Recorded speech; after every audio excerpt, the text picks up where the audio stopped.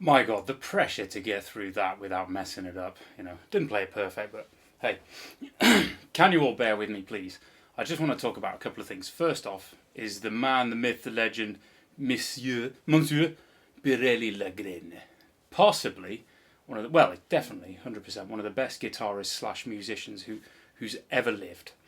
And a bit of controversy with this one. So he is undoubtedly just one of the best ever. However, fairly unknown compared to the likes of, you know, Slash or Jimi Hendrix or Eddie Van Halen. And back in my heyday of playing gypsy jazz professionally, I had a colleague, a very good close friend, but he always asked the question. He just didn't understand why Bireli Lagrene and this style of music, the gypsy jazz stuff, is not, or jazz in general, I should say, is not like just the most best in the world, and why aren't these guitarists celebrated like they need to be? And I believe I have the answer. Okay, if you'll bear with me. It's, in my mind, it's because of a piece of music like that. Okay, it's one of the most beautiful melodies ever, called Rue de Pierre, Part 2, I believe, by Bireli Lagrene. And I do believe it was an improvisation. And that, what I did there was kind of like a bit of a rehash of it, because I learned it so decades ago. And I also took a lot of inspiration from a guy called Nolan, who's a very prolific British icon of the gypsy jazz genre, going back decades. And he's also got a really good online gypsy jazz school, Gypsy Jazz Secrets, I believe. We'll put a link in the description. But he did a beautiful version, and I totally, took from that and kind of did a little bit of, embellishment myself. However, it's things like this, the actual original piece of music, like I started there.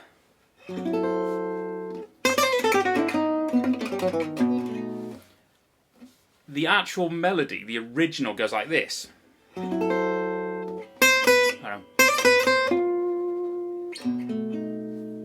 And it's that right there, the fact that he hit, technically from a B point of view, an augmented fourth. To the majority of people, musicians, not necessarily musicians, they hear that and they do the Spinal Tap thing. Ugh, that's mistakes, isn't it? Jazz is mistakes.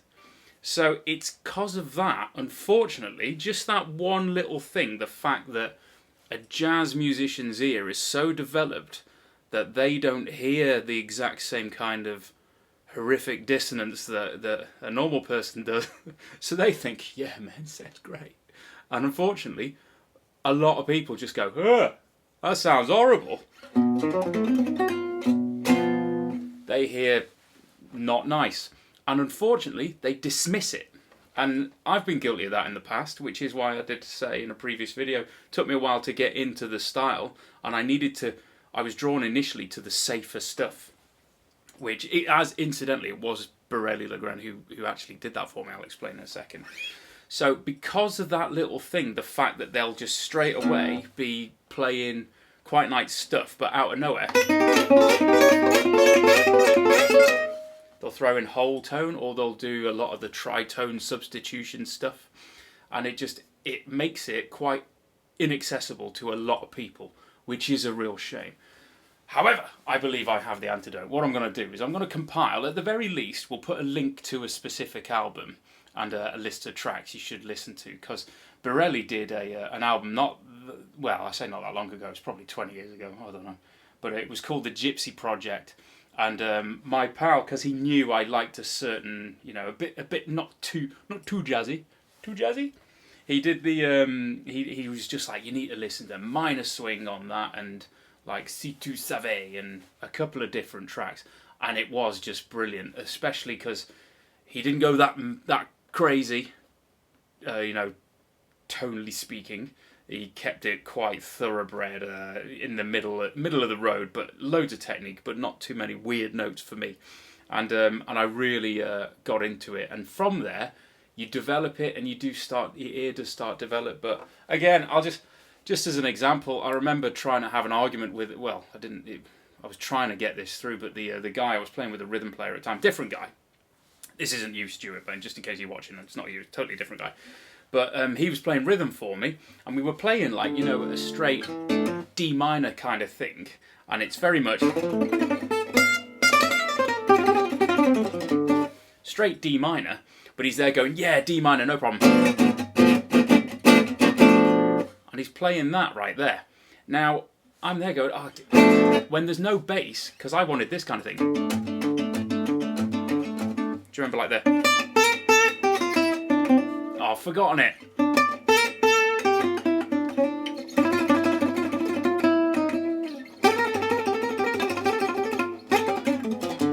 Can't even remember it, I apologise. Anyway, I wanted that. D minor. He's like, yeah, D minor. To a gypsy jazz player's ear, that is a D minor. Whereas I look at it and I'm like, no, it ain't. That's like a B minor 7 flat 5. But if you have a D in the bass underneath it, if you have a bass player giving it the D, and you got that, you've just got an extended minor 6.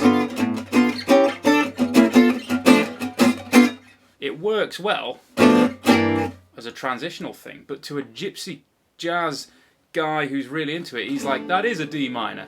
And I'm like, it sort of is, but there's no root in there.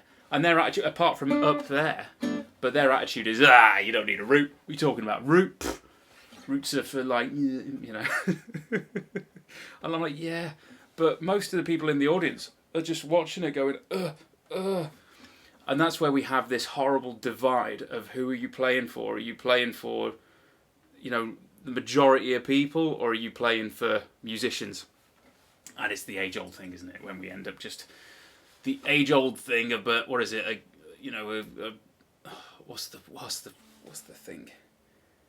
It's a rock guitarist plays 3 chords to like 1,000 people, and a jazz guitarist plays 1,000 chords to like 3 people, and they're all guitarists, and they're all there like that going, oh, yeah, what are you doing? I wouldn't do that, all that type of thing.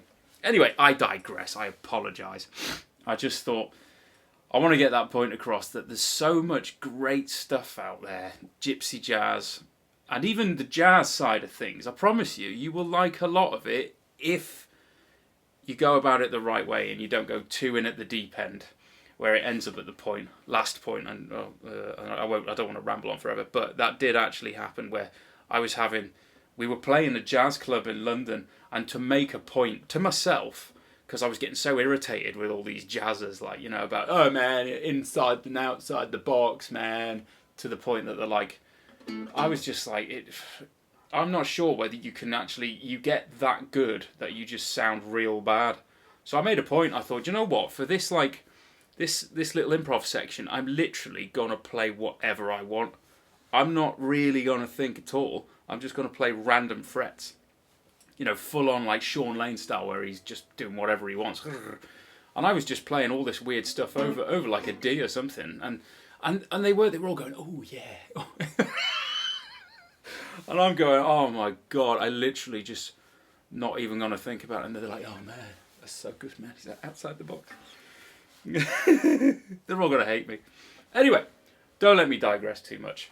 So I'll put a link. Maybe we can even put like a Spotify playlist of just some of my favourites from Bireli Lagrene, Jimmy Rosenberg, Stockler Rosenberg, and a few others. Okay, and then just see if you can actually get into it a little bit.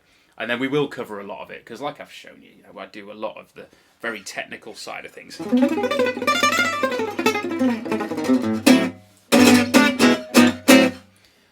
However, my favourite stuff is the solo guitar, quite emotional and melodic kind of things, with a bit of a jazz edge, man. A little bit of jazz. Nice. Anyone remember that? Nice. Let me think about it. What's the jazz chord we can play? What's the one they always love to do? There you go. You see, because of the big stretch, that makes me really clever and cool, man. Nice. Lydian. Okay. Right. Thank you very much for watching.